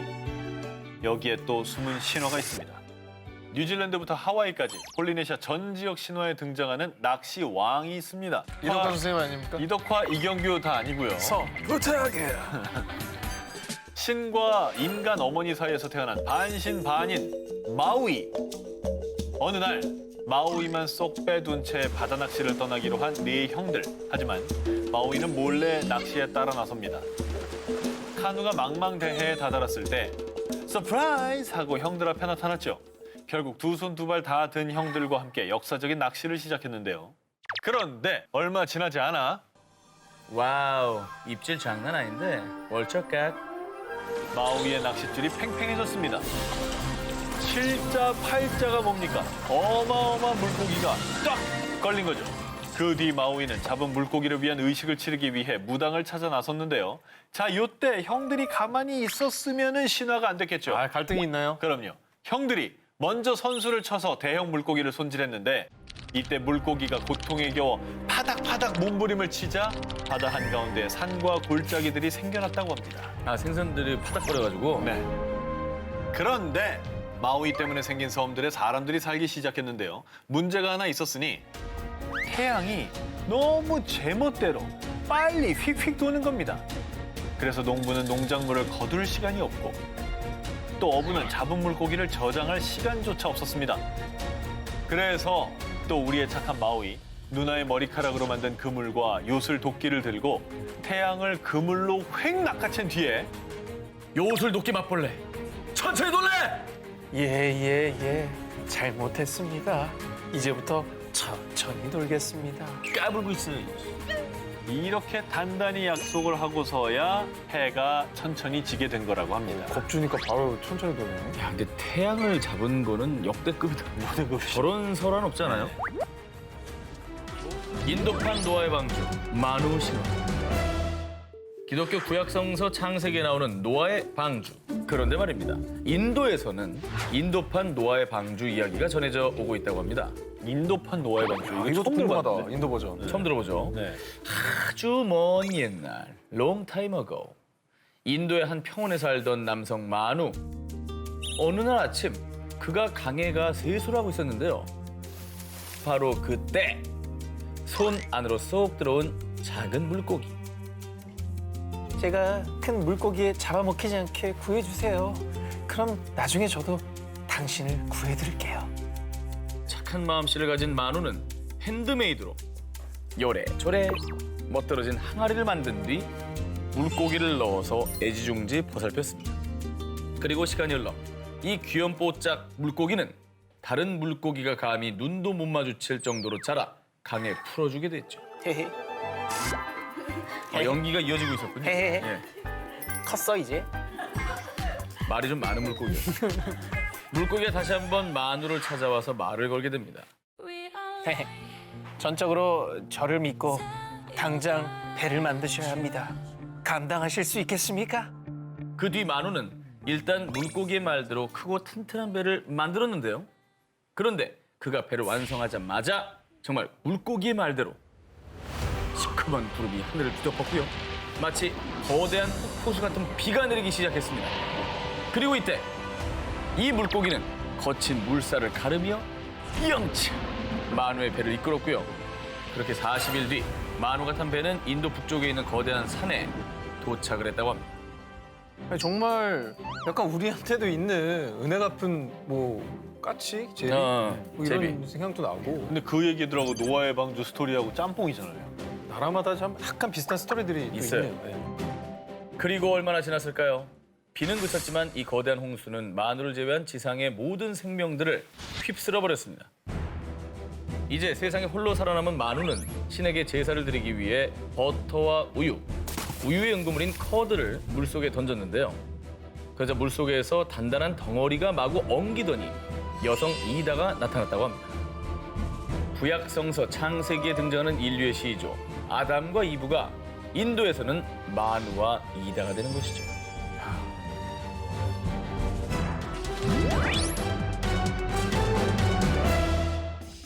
인도 북부 우타르 프라데시주 프라야그라지에서 장장 49일간 열린 힌두교 축제 쿤부멜라. 이때 무려 2억 4천만 명이 강에 입수했는데요. 말이 돼? 어마어마합니다. 이 쿤부멜라는 2017년 유네스코 인류 무형문화유산에 등재되기도 한 세계 최대 종교 축제인데요. 이곳에서 몸을 담그게 되면 특별한 신의 은총으로 죄를 사함을 받고요. 구원의 길에 들어선다고 믿고 있다고 합니다. 속죄하기도 힘드네요. 예, 저 줄 서가지고 저기 들어가려면 속죄도 저 번호표 뽑아야 돼요. 네. 이곳이 인도에서 종교적으로 굉장한 의미가 있는 이유. 창조의 신 브라흐마가 최초의 제사를 드린 곳으로 알려져 있기 때문입니다. 일종의 힌두 신화의 창조의 신이군요. 맞습니다. 가장 메카 같은. 그렇죠. 인도에서는 최고의 신으로 추앙받는 삼주 신이 있습니다. 우주의 질서를 유지하고 보호하는 신 비슈누, 세계 멸망과 재건을 책임지는 파괴의 신 시바, 그리고 오늘의 주인공 천지를 창조한 신 브라흐마. 제가 인도 여행을 다녀왔잖아요, 예전에. 예. 인도의 모든 트럭과 택시에는 저 브라우마가 있어요. 무조건 있어요. 없는 차를 본 적이 없어요. 태초의 신 브라우마는요, 스스로 알을 깨고 세상에 나와 만물을 창조하기 시작했는데요. 야, 여기 또 안 나오네요. 그렇죠. 본인이 깨고 나온 알, 그 반쪽으로 하늘을, 나머지 반쪽으로는 땅을 만들었어요. 요거 반고랑 똑같네. 네. 그리고 자신의 몸에서 아름다운 여인을 창조해 사라스와티라는 이름을 붙여줍니다. 어떻게 보면 이제 딸을 만든 것이죠. 그런데 사라스와티가 너무 예쁜 거예요. 그러면서 뜨거운 욕정을 느끼기 시작합니다. 하지만 사라스와티는 그게 너무나 부담스러웠던 그래, 것이죠. 아빠인데. 그래서 아버지 격인 브라우마를 피했는데 내가 그렇게 숨어버리면 어쩔 수 없구나. 이걸 더 만들 수밖에. 바로 머리를 더 만든 겁니다. 처음엔 머리 2개, 그 다음에 머리 2개를 더 만들었어. 머리가 총 5개가 된 것이지요. 그리고 5개의 시선이 그녀를 마구 추적을 했습니다. 이때 사라스와티는 아예 하늘로까지 도망을 쳤는데 브라우마는 하늘을 향해 간곡하게 외칩니다. 우리의 결함만이 만물을 창조할 수 있단다. 내려와서 모든 생물과 신, 악마를 만들자꾸나. 브라우마의 청을 듣고 마음이 약해진 사라스와티는 하늘에서 내려왔고 결국 둘은 하나로 맺어지게 됐다고 합니다. 그렇게 둘 사이에서 탄생한 것이 인류의 조상인 마누. 참고로 앞서 나온 그 인도판 노아의 방주 마누, 그 마누의 선조인 셈이죠. 연결이 되네, 이렇게. 그렇죠. 저 인도 갔을 때 떠올려 보면은 시바나 비슈누나 가네샤는 많이 있어요. 근데 브라우마는 많이 없던 것 같아요. 그 저 얼굴이 뭐 택시나 이런 데 많이 없었던 것 같아요. 아까는 트럭마다 브라마가 아, 있네. 그거는 이제 인도의 모든 트럭과 택시에는 저 브라우마가 있어요. 편집한 겁니다. 거의 뭐 파괴신 비슈는데요. 예, 전 편집의 신입니다. 예. 물을 다스리는 자, 태국의 포세이돈. 지난 5월 태국, 무려 69년 만에 국왕의 대관식이 열렸습니다. 올해 66세인 마하 와치랄롱콘 왕이 태국 짜끄리 왕조의 10번째 국왕으로 즉위한 건데요. 이 기념비적인 일에 왕궁 주변으로 20만 명의 인파가 몰리고 전 세계에서도 큰 관심이 쏠렸습니다. 뉴스 본 기억납니다. 네. 네. 야, 69년 만이면 정말로 더 의미 있는 일이었겠어요. 그런데요, TV와 인터넷을 통해 생중계된 이번 대관식에서 좀 특별한 모습을 볼 수 있었습니다. 국왕의 몸에 뭐 이렇게 뿌리네요. 몸에 물을 붓는 거죠. 물이죠, 저거. 와치랄롱콘 국왕은 전통에 따라 태국 전역의 76개 주에서 길어 올린 성수를 머리와 몸에 붓는 일종의 정화 의식을 치른 건데요. 이런 의식을 치르는 이유, 물을 맞으면 몸속의 나쁜 기운이 사라진다고 믿기 때문이랍니다. 태국인들이 이처럼 물을 신성하게 여기게 된 이유에는 아주 특별한 이유가 있다고 합니다. 12세기 태국이 캄보디아의 지배를 받던 크메르 제국 시절 인타팟 왕국의 나크 왕비는 왕과 태교 여행을 하던 중에 그만 출산을 하게 되는데요. 이게 무슨 일입니까? 나크 왕비가 낳은 건 인간이 아닌 커다란 알. 또 알 나오네. 그런데 사실 나크 왕비는 용의 후손이었습니다. 왕에겐 계속 숨겨왔던 거죠. 아무튼 왕은 알이 나오자 대분노를 했고 어쩔 수 없이 왕비는 자신이 낳은 알을 모래 속에 묻었는데요. 다행히 이웃나라 라워 왕국의 콩쿠라오 왕이 그 알을 발견해 잘 보살폈고 10달 뒤 놀랍게도 그 알에선 건장한 사내아이가 응애 태어난 겁니다. 이후 왕은 그 아기를 아들로 삼고 이름을 루엉이라 지었는데요. 그런데 루엉에겐 아주 신비한 힘이 있었습니다. 11살 때 강에서 배를 타고 놀다 물살을 거슬러 노를 저으려니 힘이 들었죠. 그래서 그냥 물살이 정말 반대로 흐르면 좋겠다. 이런 생각만 했거든요. 그런데 unbelievable. 갑자기 강물이 반대로 흐른 겁니다. 초능력자네. 그렇죠. 루엉의 신비한 힘은 물을 다스리는 자였던 거죠. 이후 루엉은 라와 왕국의 왕이 됐는데요. 이 요상한 일을 전해들은 크메르 왕이 말하길 물을 다스리는 자라. 살려두면 나에게 큰 화를 입힐 것이다. 그 자를 없애라. 하지만 신통한 능력자 루엉은 이 사실을 미리 알고 피신 끝에 수코타이 왕국의 절에 들어가 스님이 됐는데요. 하지만 끝까지 자신의 뒤를 쫓자 이제 그만하시오. 그러자 크메르 장군은 그만 돌이 되고 말았습니다. 그 후 이 모든 사연을 알게 된 수코타이 백성들 사이에서 루엉은 하늘이 내려준 왕이야. 루엉님, 수코타이를 다스려주세요. 결국 백성들의 간청에 루옹은 수코타이의 왕이 됐다고 하는데요. 이것이 바로 크메르로부터 독립한 태국 최초의 독립국가 수코타이 왕조의 건국 신화입니다. 그래서 태국 사람들에게 물이 큰 의미를 담고 있는 거죠. 그 대표적인 예로 매년 4월 태국에서 열리는 송크란 축제 다 아시죠? 이것도 원래는 이 가족이나 지인에게 손에 물을 뿌리며 애군을 씻어주는 의식이었는데 이게 이제 점점 커져서 전 세계인이 함께 즐기게 된 거라고 합니다. 애군을 씻어주는 거네요. 근데 송크란 축제는 영상 봐도 언젠가 꼭 한 번은 가보고 싶긴 근데 하더라고요. 마음의 준비 안 하고 나면 되게 기분 나빠요. 왜요? 예전에 한번 진짜 몰랐는데 막 껴져버려? 처음 갔는데 자 이제 오늘 태국 왔으니까 뭐 출장도 끝났고 뭐 좀 해볼까 하는데 갑자기 팍 부는 거예요. 기분이 나쁘잖아. 그러니까 이게. 몸이 흔들릴 정도로 뿌린다. 어. 양동이로. 근데 그냥 쭉 이게 그때만 아니라 해도 정말 옛날이라 그랬는데 이제는 진짜 완전히 형보다 잘 돼 있고 놀이로 진화를 했더라고요 요즘. 중국 중추절의 기원은 춘절, 청명절 단어와 더불어 중국의 4대 명절 중 하나인 중추절. 중국의 추석으로 음력 8월 15일이 되면 달에게 제사를 지내는 해월을 합니다. 보름달 모양의 전통과자 월병을 먹으며 온 가족이 함께 달을 감상하는 게 중추절 연례 행사죠. 그런데 이런 풍습이 생기게 된 데에는 오래전부터 전해지는 이야기가 있습니다. 때는 아주 먼 옛날. 그때는요. 하늘에 태양이 10개였습니다. 10개였어요. 그러니까 얼마나 뜨거웠겠습니까? 땅은 쩍쩍 갈라지고 온갖 작물들은 배짝배짝 말라가고 사람들 역시 고통에 시달렸습니다. 그런데 그때 고통받는 사람들을 더 이상 지켜볼 수 없었던 중국의 명사수 이해. 난 이해라고 해. 그래 결심했어. 내가 세상을 구하는 거야. 이해. 그는 놀라운 신궁 실력으로 하나의 태양만을 남겨두고 9개의 태양을 탕야 연달아 떨어뜨렸습니다. 명사수네요. 명사수예요. 그 뒤 사람들의 존경과 사랑을 받게 된 그는 아리따운 여인 항아까지 아내로 맞이하게 됐죠.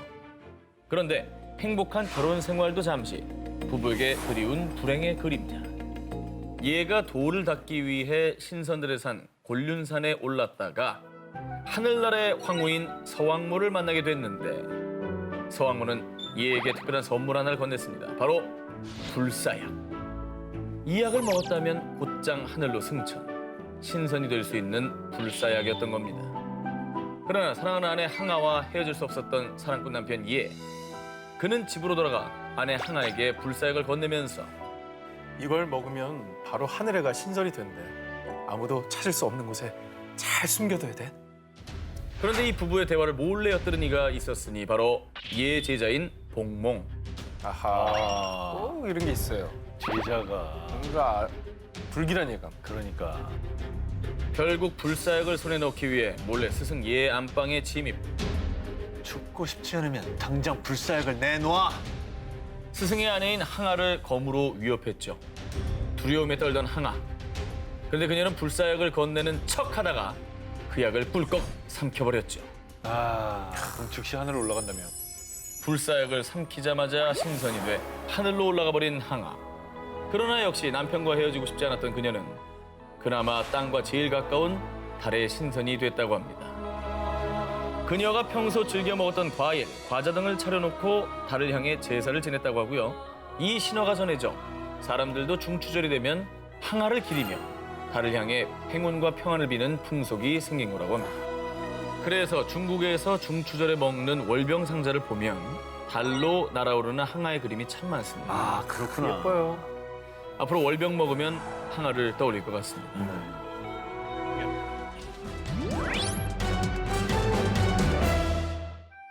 음력 1월 1일 중국 최대 명절 춘절. 매년 이맘때가 되면 중국 전역은 온통 화려한 붉은 빛으로 물드는데요. 아이들이나 어른 할 것 없이 한자 복자를 만든 종이나 천을 창문과 집안 곳곳에 붙여두고요. 그리고 밤에는 팡팡팡 화려한 폭죽놀이까지. 중국의 빨간색 사랑은 뭐 안 다르지 않습니까? 그럼요. 폭죽도 진짜 좋아하고 오죽하면은 제일 큰 방송국이 저 신년 폭죽하다가 건물에다 타버렸잖아요. 불났었죠. 네. 그런데요, 매년 춘절에 중국이 온통 불깨문 들고 폭죽을 터뜨리는 이유가 한 전설에서 비롯됐다고 합니다. 전설? 이것도 설화에서 나온 거예요? 설합니다. 네. 아주 오래전 고대 시대 때 중국에선 해가 바뀌면요 아주 난리도 아니었답니다. 그 이유는 황소의 몸과 사자의 얼굴을 한 중국어로 니안이라고 불리는 괴물과 싸움을 해야 했기 때문이죠. 이 니안은 산속에 살다가 새해만 되면 먹을 걸 찾아 마을로 내려와 가축, 농작물, 심지어 아이들까지도 모조리 잡아먹었다고 합니다. 그러던 어느 날 붉은색과 불 그리고 소음이 니안을 쫓아내줄 것이니라. 한 노인이 구세주처럼 나타나 니안을 쫓아내는 3가지 방법을 일러줬고요. 이후 마을 사람들은 매년 춘절 전날인 섣달 금음날 니안을 쫓아내기 위해 온 집에 홍등을 달고 붉은색 천을 창문과 문에 거는 등 집을 온통 빨갛게 장식하고 밤새 폭죽을 터뜨려 시끄럽게 했습니다. 오늘도 어디 맛있는 걸 찾아보라. 이 푸른 것들은 뭐람? 저기 죄송한데 이창훈 씨인가요? 어린이 드라마에 맞게. 이 노인 말대로 했더니 니안 퇴치 대성공. 이후 니안은 도교 승려 홍준 라오즈에게 붙잡혀서요 큰 산이 됐다고 합니다. 니안 사람을 처음 들어보네요. 네. 전설에서 문화가 만들어지고 요즘까지 이어지고 있다니까 신기하네요. 태초의 기록, 곰의 민족이 또 있다? 우리나라 태초의 신화, 환웅과 웅녀, 곰 사이에서 태어난 단군 신화인데요. 그런데 우리나라처럼 신화 속 주인공이 곰인 나라들이 또 있습니다. 바로 유럽에 말이죠. 아예 도시명부터 나는 곰이로소이다. 곰을 내세운 곳들이 있죠. 스위스의 수도 베른. 중세 시대부터 이 지역에 곰이 많아 수도명을 곰이라는 뜻의 베른으로 지었다고 하는데요. 그래서 수도 베른의 리데크 다리 부근에 가면 딱 하니 자리 잡고 있는 것이 또한 곰, 바로 곰 공원이 있죠. 곰공원. 베른 사람들에게 곰은 자랑, 자부심 그 자체라고 합니다. 아, 도시 이름 자체가 곰인데 뭐. 그리고 독일의 수도 베를린을 상징하는 것 또한 곰인데요. 베를린 주는 1954년 시대마다 자주 바뀌는 베를린 문장 속 곰의 모습을 하나로 통일하기 위해서요. 곰을 베를린의 상징으로 지정합니다. 탕. 붉은색의 발톱과 혀, 그리고 직립한 채 포효하는 곰을 베를린주의 상징 관련법으로까지 지정했다고 합니다. 그래서 정말 베를린 거리 곳곳에 곰 동상이 즐비한데요. 베를린 중앙역 안에도 딱 2팔 벌려 관광객들을 맞이해 주고요. 관광 명소 베를린 알렉산더 광장역 앞에는 베를린 지하철 노선이 그려진 곰 동상까지. 베를린에 있는 우리나라 대사관 앞들에도 태극기 그림이 그려진 곰 동상이 이렇게 있고요. 정말 뭐 곰 천국이네요. 뿐만 아니라 세계 3대 영화제 중 하나인 베를린 영화제의 상 이름, 최고 작품상에 수여하는 상 이름이 황금 곰상. 그렇습니다. 황금 곰상. 또 각 분야 우수상 수상자에게 수여하는 은곰상 등 베를린 영화제 트로피 역시 곰 모양이죠. 야, 이렇게 보니까 연결고리들이 착착 맞아 들어가네요. 그렇죠. 진정한 곰의 후예 같은 느낌. 그렇다면 유럽의 곰아리, 곰 리스펙트는 언제부터 시작됐을까요? 숲의 지배자인 곰은 고대 유럽에서부터 신적인 동물로 여겨지면서 숭배의 대상이었는데요. 유럽 대륙의 원주민인 켈트족과 북유럽의 게르만족은 곰을 가문의 시조로 여기면서 왕가의 문장으로 사용했고요. 심지어 전쟁에 나가기 전 전사들은 승리를 위해 우리의 신 곰의 피를 마시자 라며 곰의 피까지 마셨답니다. 그 정도로 막 좋아했고. 맹신했네 아주. 기세등등한 곰의 후예 유럽인들, 이들의 곰 사랑은 앞으로도 계속될 겁니다.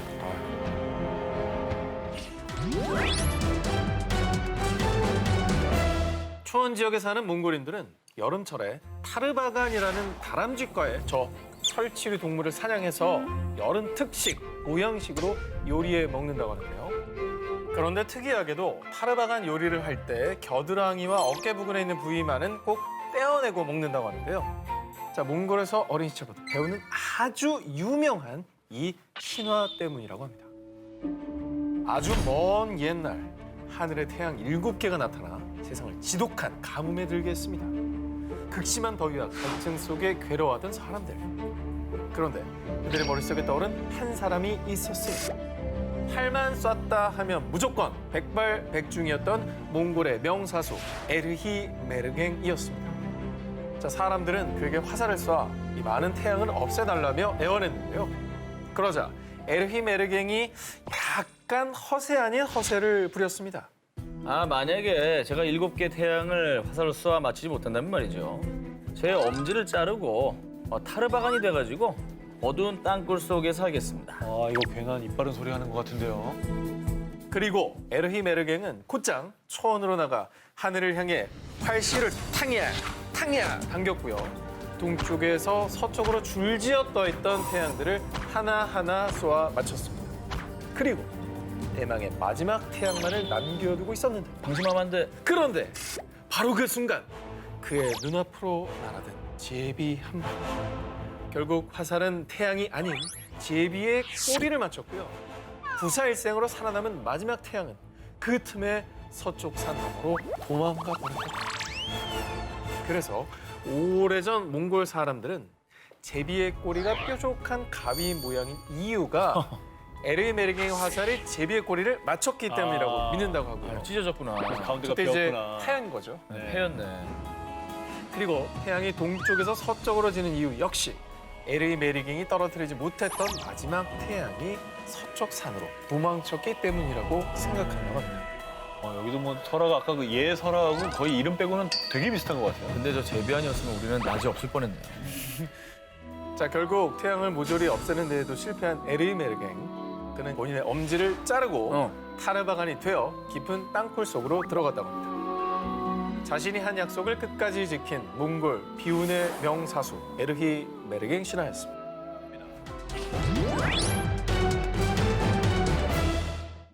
대표적인 미의 여신인 그리스 로마 신화의 비너스. 그런데 이 비너스에 필적할 여신이 있습니다. 미와 다산, 사랑의 상징이자 북유럽 신화 최고 미의 여신 프레이야. 그녀는 북유럽 바나헤임에 사는 바니르 신족이었는데요. 이 바니르 신족이 아스 신족과의 전쟁에서 패하자 평화협정의 명목으로 쌍둥이 오빠 프레이와 함께 아스 신족이 사는 아스가르드의 볼모로 잡혀오게 됩니다. 아스가르드는 우리가 좀 아는 그 거기 아닙니까? 토르 영화에 나왔던 잘 알고 계시죠, 그 아스가르드? 거기에? 여러분이 아는 그 천둥의 신 토르, 그리고 동생인 장난의 신 로키도 프레이야와 같은 북유럽 신인데요. 이 프레이야의 미모와 토르 로키 형제에 얽힌 재밌는 일화가 있습니다. 소위 말해 인질이었지만 예뻐도 너무 예뻤던 프레이야. 그녀의 미모에 아스족부터 드워프족까지 모두가 그녀의 아름다움에 푹 빠져 있었는데요. 그런데 그 중에서도 아스족의 적이자 거인족의 왕 트림은 토르족의 상징인 망치 뮬리르를 훔친 뒤 토르야 프레이야를 다오, 그럼 뮬리르를 줄게 라며 거래를 시도합니다. 그래서 토르와 로키 형제는 프레이야에게 부탁했죠. 하지만 나보고 거인족에게 시집을 가라고? 절대 못해. 형제의 부탁을 거절한 프레이야는 대신 착용하면 미모를 업시켜주는 자신의 목걸이 브리싱가멘을 형제에게 빌려줬습니다. 형, 어쩔 수 없다. 형이 프레이야처럼 변장을 해. 결국 토르는 동생 로키의 제안대로 미모 업글 목걸이를 착용한 채 미의 여신 프레이야로 변신. 그 다음 시녀로 변장한 로키와 함께 거인족 왕 트림을 속이는 데 성공한 뒤 무사히 뮬리르를 되찾고 거인족을 뚜까 혼내줬다는 전설이 있습니다. 그리고 또 재밌는 게요. 지금 우리들 이 현세 사람들에게도 그녀의 인기는 대폭발. 직장인들의 희망, 금요일, 프라이데이의 어원이 바로 이 프레이야에서 비롯됐습니다.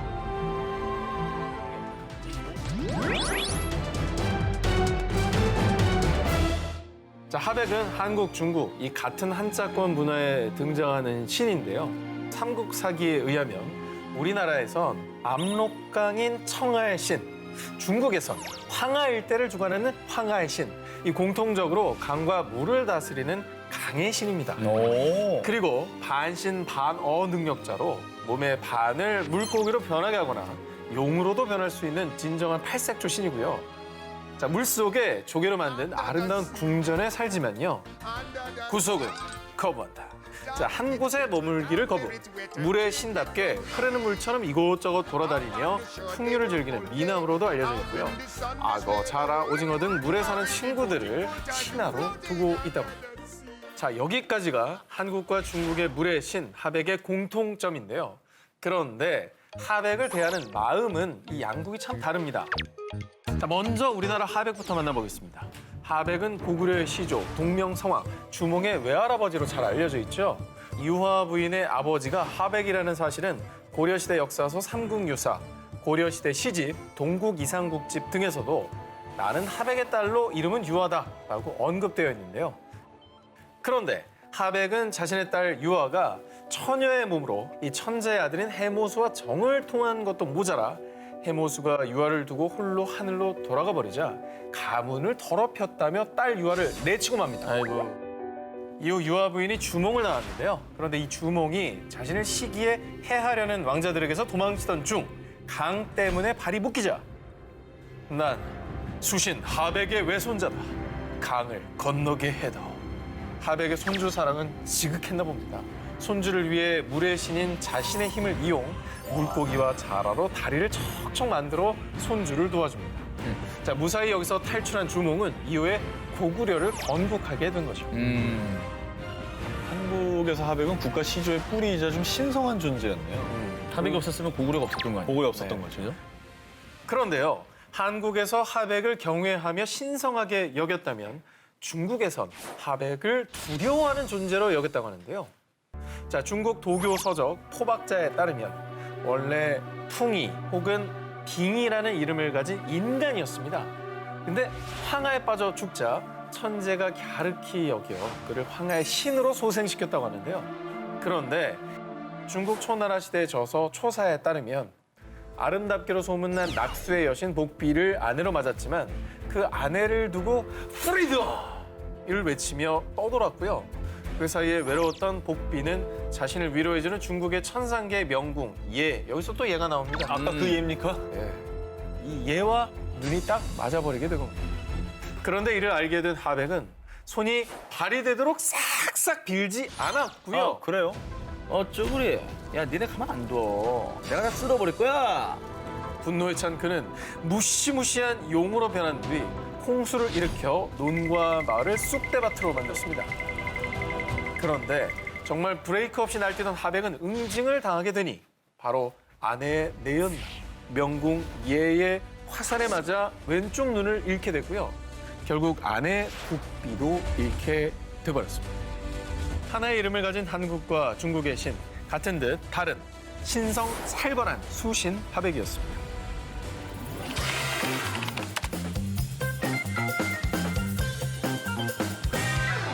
모든 전설의 시작, 신화연대기 19, 저 전기자의 1위 후보를 공개합니다.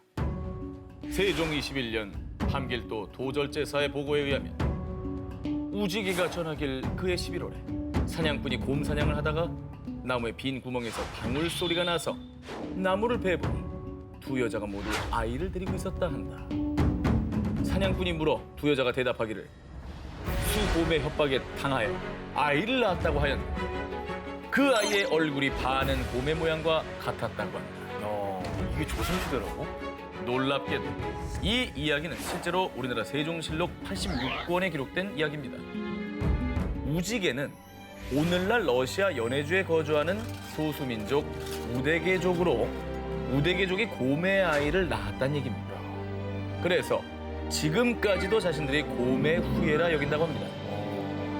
우리나라 단골 신화에도 곰이 등장하는데 이 러시아 신화와 좀 연결고리가 있네요. 그 문헌이 심지어 세종실록에 등장한다니. 그렇습니다. 놀라운 거예요. 자, 그런데요. 러시아의 우데게족에게는 더 사연 깊은 전설이 내려오고 있습니다. 아주 먼 옛날 한 사냥꾼이 자기 아이들을 숲에 남겨두고 강물에 뛰어드는데요. 이때 남겨진 소녀는 곰의 아내로 소녀는 호랑이의 남편이 돼 살아가게 됩니다. 그런데 소년과 호랑이 사이에서는 자녀가 없었지만 소녀와 곰 사이에서는 아이가 탄생. 우데게족들은 곰과 인간 사이에서 태어난 이 아이가 자신들의 시조라고 생각한다고 합니다. 이건 너무 우리나라랑 똑같지 않나요? 근데 여기서도 호랑이가 탈락하고 곰이 그러니까. 후손을 남겼다는 게 완전 똑같아. 너무 비슷하네. 자, 그런데 여기서 그냥 끝이 났냐? 아닙니다. 비극이 기다리고 있었습니다.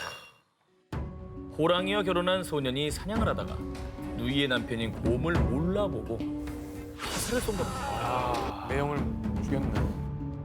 이때 곰은 죽음을 앞두고 I'm your 매형. 스타워즈예요? 아니 이게 저 다스 베어더야? 다스 베어더. I'm your 매형. 이라고 하며 유언을 하나 남겼는데 내 노인은 내 고기를 먹으면 안 되고 앞으로 여성은 곰 가죽을 덮고 자면 안 된다고 꼭 전해라. 굉장히 뭐 가족끼리 어떤 슬픈 사연인데 이게 지금도 그러면 전해져 내려오고 있습니까? 우대기족은 생계를 위해 어쩔 수 없이 곰 사냥을 하지만요. 그 대신에 곰을 잡은 직후에 Гол-батов! Асаса! Сагды, Асаса! Ух, Вадима, извини, что тебя добыли, ага. Дома оголод. 그리고 곰고기를 먹기 전에도 모두 모여서 기도를 하고 먹는다고 합니다. 곰의 후예들이니까 곰을 함부로 먹으면 안 되는 거죠. 그렇죠. 지금. 신성하게 여기는 거죠. 조상의 유언을 따르기 위한 곰의 후예, 러시아 우대기족들의 소중한 전통의식이 아닐까요? 자, 모든 전설의 시작 신화연대기 19. 저 오 기자의 1위 후보를 공개하겠습니다. 두 기자님들은 네네. 그리고 지금 TV를 보시는 시청자 여러분도 몽골의 이 부족의 건국 신화를 나도 모르게 알고 계실 겁니다. 나도 모르게요. 시베리아의 진주, 세계 민물 창고로 불리는 러시아의 바이카로스. 오, 예. 세계에서 가장 깊고 가장 오래된 호수인데요. 그런데 이곳에 몽골의 소수민족 부리아트족이 살고 있습니다. 자, 러시아 연방으로 부리아트 공화국이라는 독립적인 자치공화국을 이루며 사는 민족인데요. 아니 부리아트족 자체를 처음 듣는데 우리가 건국 신화 어떻게 알아요? 이 스토리 얘기하면 다 알고 있을 거예요. 부리아트족의 찬란한 건국 신화. 자, 옛날 옛적 호리 투메드라는 사냥꾼이 살았는데요. 어느 날 호리 투메드는 바이칼 호수 주변으로 사냥을 하러 갔다가 3마리의 백조를 발견합니다.